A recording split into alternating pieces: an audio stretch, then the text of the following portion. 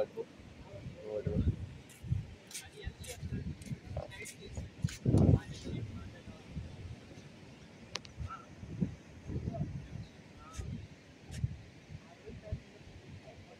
సముద్రంలోని విచిత్రం.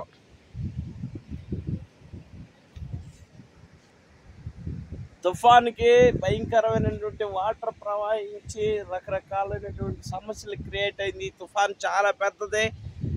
దాదాపు 25 సంవత్సరాల క్రితం వచ్చిందంతా ఈ తుఫాన్ మరలా ఇప్పుడు వచ్చింది.